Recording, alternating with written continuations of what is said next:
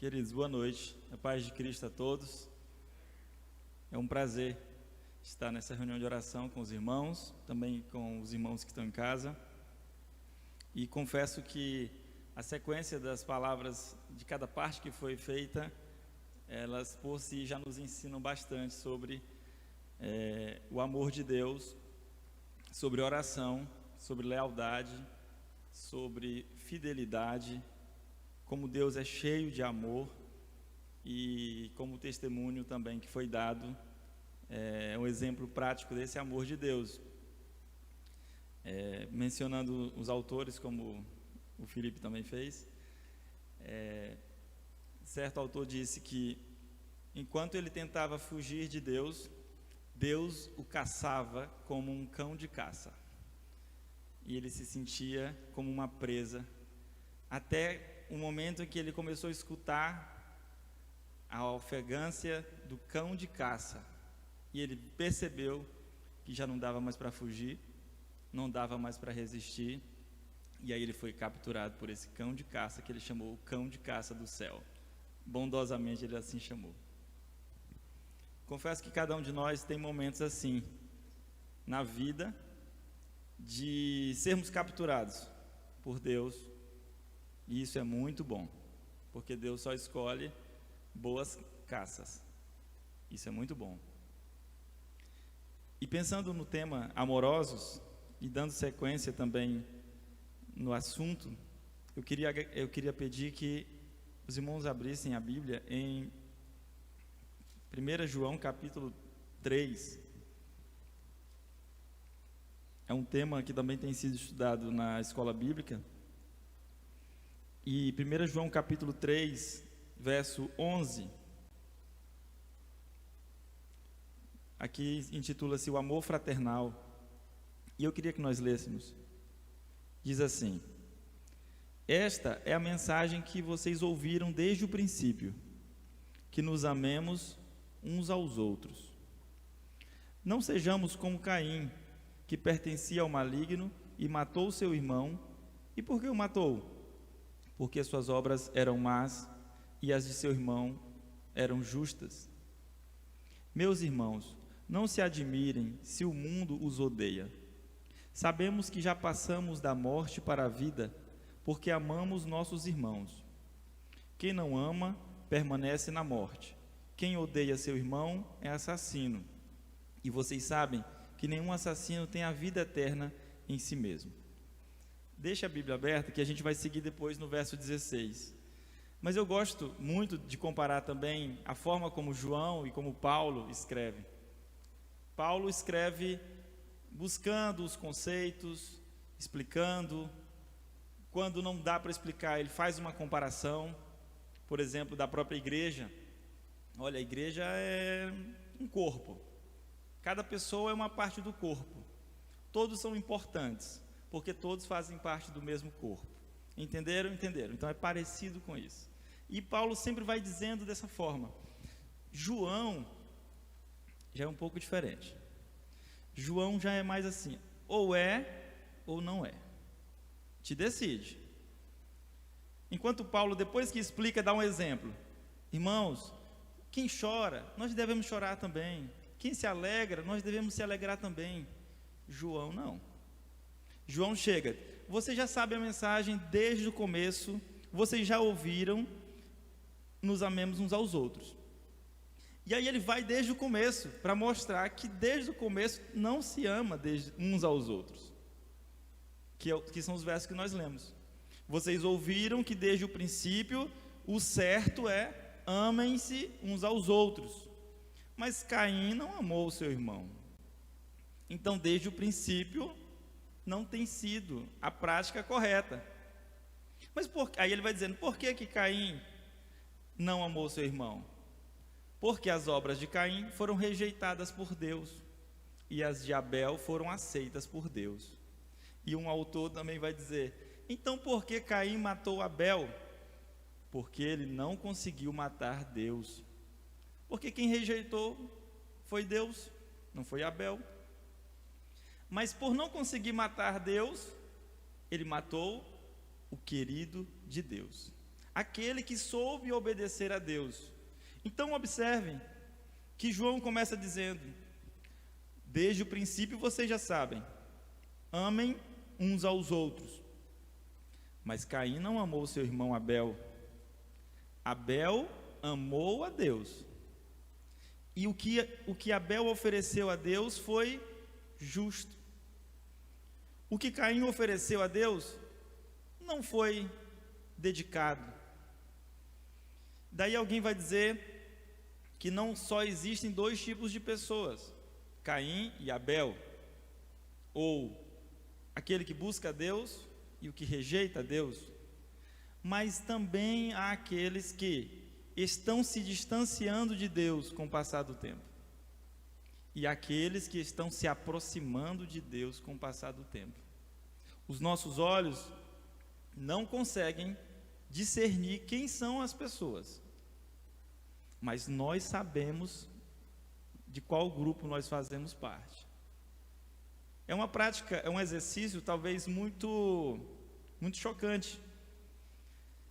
Quando nós entramos, que está tendo aquele louvor aqui maravilhoso de confissão, de arrependimento, nós aqui levantamos as nossas mãos e dizemos: Senhor, eu sou mesmo pecador, eu confesso, eu não consigo, Senhor, continuar desse jeito, me transforma. Mas se da mesma forma, o que nós dissemos para Deus, nos disserem na entrada, à medida que forem verificar a nossa temperatura e nos disserem: você não serve, você não obedece a Deus, tudo que você tem feito não vale nada, o que você está fazendo aqui? Certamente nós ficaríamos ofendidos, muito ofendidos, porque o outro dizer quem nós somos, nós não aceitamos, mas nós sabemos quem nós somos. Por isso que João diz: vocês sabem desde o começo, Caim não é um modelo saudável, Abel é, mas Abel morreu. Então como é que pode alguém que faz a coisa certa, que fez o que era justo, sofreu uma injustiça? Isso só pode ser obra do maligno. E é por isso que no dia a dia, enquanto a gente está orando por saúde, pelas pessoas, pela saúde pública, por calamidades, por emprego, de modo geral, chega um momento da oração que a gente, às vezes, não sei se vocês já fizeram isso, mas eu já cansei, parece que não vai, e aí a gente ora e parece que não vai, e a gente começa a dizer: Deus, isso não é justo, Deus, como é que pode isso estar acontecendo, logo com teu povo, que é justo? E aí parece que a história de Abel se repete conosco em vários momentos. E quando João para no verso 15 diz: porque vocês sabem, quem odeia seu irmão é assassino, e vocês sabem que nenhum assassino tem a vida eterna em si mesmo. Aí agora no verso 16 ele diz: nisto conhecemos o que é o amor. Jesus Cristo deu a vida por nós, e devemos dar a nossa vida por nossos irmãos. Uma segunda história de morte entre irmãos. A primeira, Caim e Abel, e a segunda, Jesus e nós. Olha como João, divinamente inspirado por Deus, traz esses assuntos de uma forma tão brilhante, posso assim dizer, tão iluminada. Caim tirou a vida do irmão, Jesus deu a própria vida pelos irmãos. E eu acho interessante que João não diz: este é o que ama, mas ele diz: isto é amor. Isto sim é amor. Nisto nós conhecemos o que é o amor. Jesus Cristo deu a vida por nós, devemos dar a nossa vida por nossos irmãos. Meu Deus, quanta história entre Caim e Abel e Jesus. Quantas histórias de cobiça, Torre de Babel, de desobediência, Noé e as pessoas que não obedeceram, as histórias de entre os irmãos, Jacó enganou o irmão e o pai. Os filhos de Jacó enganaram Jacó e venderam o irmão. Quantas histórias entre pais e filhos e irmãos, desde a história de Caim e Abel até a história de Jesus. E João diz: eu vou apresentar para vocês um irmão que é um exemplo. Ele deu a vida pelos seus irmãos. E ele não enganou o pai. Ele apresentou o pai. E todas as vezes que Jesus é lembrado, que a história de Jesus é lembrada, é a história de fidelidade ao pai e de amor aos irmãos. Nisto, 1 João está cheia. É sempre ele falando: olha, como é que a gente identifica quem vem da parte de Deus ou quem não vem da parte de Deus? Quem reconhece que Jesus veio da parte de Deus. Como é que a gente sabe que nós amamos de fato a Deus? Porque Deus é amor. Então nós conhecemos a Deus. E como é que nós sabemos que conhecemos? Se obedecemos. Então, se nós obedecemos, conhecemos, permanecemos, então nosso coração não nos condena. É interessante que depois que ele fala, verso 17: se alguém tiver recursos materiais e venda o seu irmão em necessidade, não se compadecer dele, como pode permanecer nele o amor de Deus? Então tem o amor. Mas como pode permanecer se entre os irmãos a prática for de não olhar para o outro irmão? É o que João está nos alertando. Como é que pode? Ele tem o amor, Jesus o amou, nele tem o amor, e ele deve também fazer isso com os irmãos.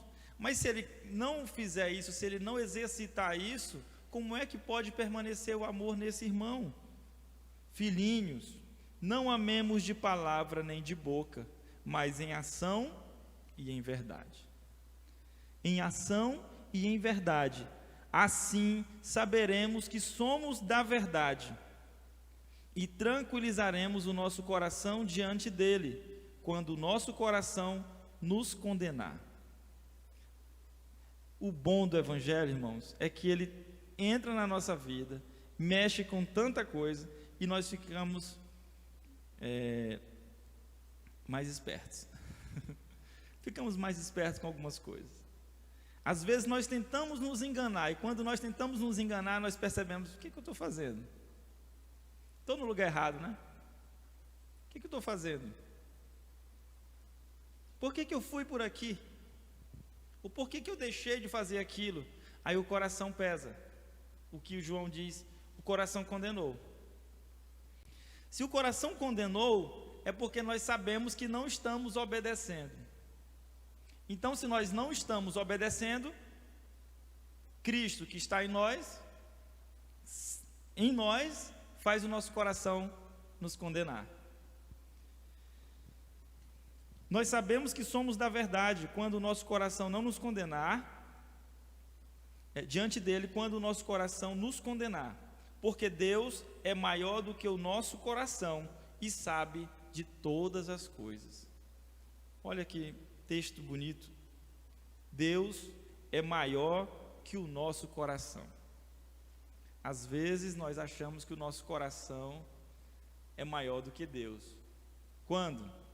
Quando nós preferimos agir por alguma emoção do nosso coração, ao invés de obedecer a Deus. Ou quando nós, mesmo sabendo que estamos desobedecendo, resistimos.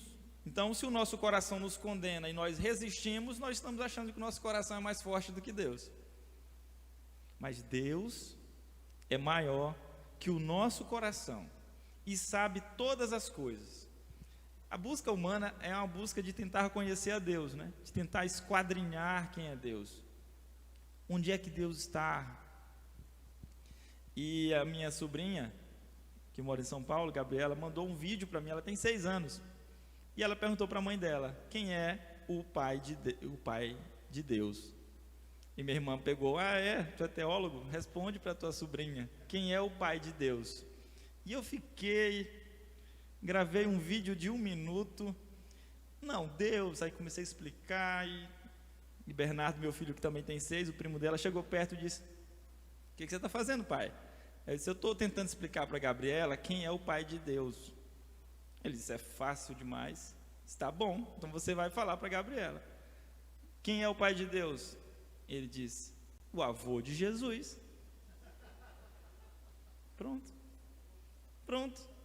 Quando a gente tenta esquadrinhar quem é Deus, quando a gente tenta conhecer quem é Deus, nós chegamos numa limitação, porque o nosso coração é menor do que Deus. É isso que João está dizendo. Do contrário, é verdadeiro. Deus é maior e Ele sim esquadrinha o nosso coração, conhece o nosso coração. É por isso que, irmãos, em oração, uns pelos outros ou por nós mesmos, se o nosso coração nos condena, ainda é um bom sinal. Porque é Deus nos mostrando os caminhos tortuosos que nós estamos andando. É por isso que Davi diz, Senhor, me mostra por onde é que eu estou andando. Me mostra. Tem algum pecado? Então me mostra. Eu tenho interesse. O próprio João, escrevendo em João 3, diz, olha, quem busca a Deus se aproxima da luz, e as suas obras são mostradas. Mas quem não quer, se esconde da luz, para que suas obras não sejam mostradas, não apareçam. Por isso, irmãos, Deus é maior. Se Deus é maior que o nosso coração, imagina do que os nossos problemas do coração. Se Deus é maior que o nosso coração, imagina daqueles problemas que a gente supervaloriza, e aqueles que de fato já são grandes. Deus é maior do que o nosso coração e sabe todas as coisas. Amados, verso 21, se o nosso coração não nos condenar, olha só, então o coração condena porque desobedecemos, e o próprio Deus nos conhece, e aí nós temos a opção de nos sujeitar a Ele e pedir que Ele nos fale de fato aquilo que Ele quer para nós. Mas em alguns momentos o nosso coração não nos condena. É nesse momento que, segundo João, nós temos confiança diante de Deus e recebemos dele tudo o que pedimos, porque obedecemos aos seus mandamentos e fazemos o que lhe agrada. E este é o seu mandamento, que creiamos no nome do seu Filho Jesus Cristo e que nos amemos uns aos outros, como Ele nos ordenou. Os que obedecem aos seus mandamentos, nele permanecem, e Ele neles. Durante toda a carta de João, é muito marcante João dizer a diferença entre quem está e quem não está, entre quem permanece e quem não permanece. E lembra dos 4 tipos que eu falei no começo? Aqueles que obedecem, aqueles que não obedecem, aqueles que estão deixando de obedecer, estão se afastando de Deus, e aqueles que estão se aproximando dele. É por meio da obediência que nós sabemos, e é também por meio do amor a Deus. Nós sabemos que Deus nos ama, é assim que João está dizendo. Desde o princípio vocês sabem que Deus ama vocês. Desde o princípio vocês sabem que deve ter amor entre vocês. Mas uma coisa eu digo para vocês: vocês precisam ter certeza que vocês amam a Deus. E isso ninguém pode fazer um pelo outro. Isso não tem como transferir. Não tem como dizer. E aí, no exercício ministerial que a igreja tem, o que a igreja faz é em comunhão. E é reconhecer que aquela pessoa dedica a sua vida por amor a Deus. Não sei se ficou muito confuso. Não dá para saber se o irmão ama a Deus. Mas quando ele se engaja no serviço e na comunhão no povo de Deus, é uma evidência de que aquele irmão está ministrando e sendo ministrado no meio do povo de Deus. Então nós também sabemos disso. Por isso que a sensação que nós temos quando nós estamos nos afastando de Deus é: não vou fazer mais isso, não quero fazer mais isso. Por quê? Porque eu estou fora do meu lugar. E todas as vezes que eu estou voltando para o lugar que Deus nos chamou, o coração não condena, e aí nós temos confiança diante de Deus. E ao termos confiança, nós temos ousadia, o que em outros textos nos chamam de intrepidez, até para entrar na presença de Deus. Não é assim que nós vemos nas histórias do Antigo Testamento? Para entrar na presença do rei, tinha que ter muita coragem, tinha que ter um assunto muito importante para poder entrar, ao ponto de convencer o rei de que não ter pedido para o rei foi um motivo muito grande.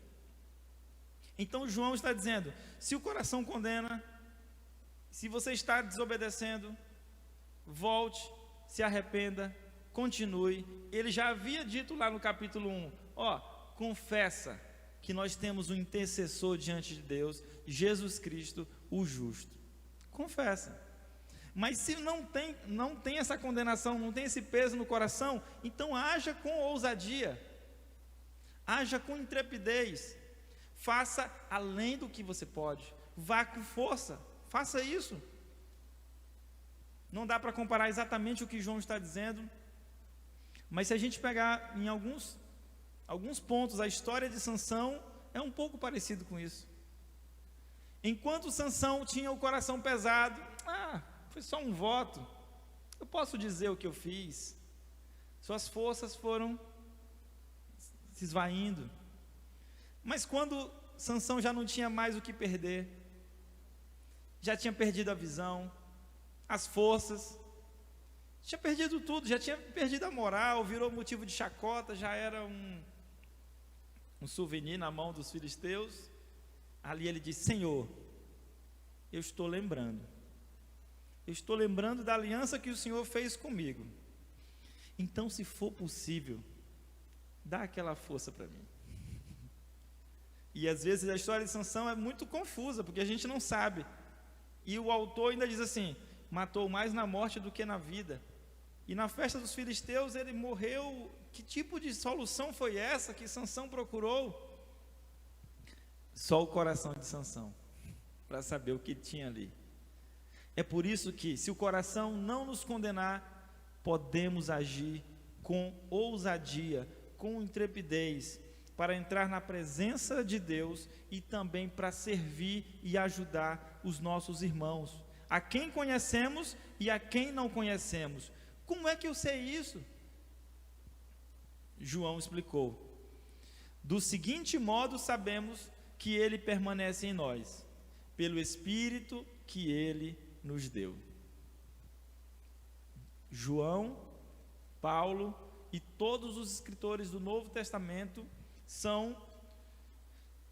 concordam que o Espírito é a presença de Deus no seu povo, que é expressado pela palavra koinonia, que é a comunhão. E o que é a comunhão? A comunhão é aquilo que nós temos em comum, a herança. Nós temos uma herança em comum. Sabe quando tem uma herança que a família tem que dividir? Só dá certo se todo mundo concordar. É parecido quando diz: a minha porção é o Senhor, a nossa herança é o Senhor. E Paulo explicou em alguns lugares: Jesus foi e deixou uma garantia, um penhor, de que ele vai voltar. Então ele é a nossa herança. A comunhão é aquilo que nós recebemos do Senhor. Por isso que nós não criamos comunhão, nós mantemos comunhão, porque foi Ele quem nos deu, porque Ele deu o seu Espírito a nós. Então a comunhão é aquilo que nós temos por herança, é aquilo que nós fazemos pelo Senhor, o serviço, e é aquilo que nós temos de garantia, que podemos manter comunhão com Deus, tendo comunhão com os nossos irmãos. podemos não saber quem é o Pai de Deus, podemos não saber uma série de outras coisas, mas se nós estivermos em comunhão uns com os outros, o Espírito está em nós e no meio do povo de Deus. E onde está o Espírito do Senhor? A liberdade. E onde está o Espírito do Senhor? A comunhão, a serviço, a acolhimento, a palavra sendo ensinada. E onde está o Espírito do Senhor? No meio do povo de Deus. E nós sabemos, é isso que João nos diz, e nós sabemos que temos comunhão uns com os outros, que temos comunhão com Deus. Então, se nós sabemos, vamos manter essa comunhão. Que Deus em Cristo Jesus continue nos abençoando. Amém.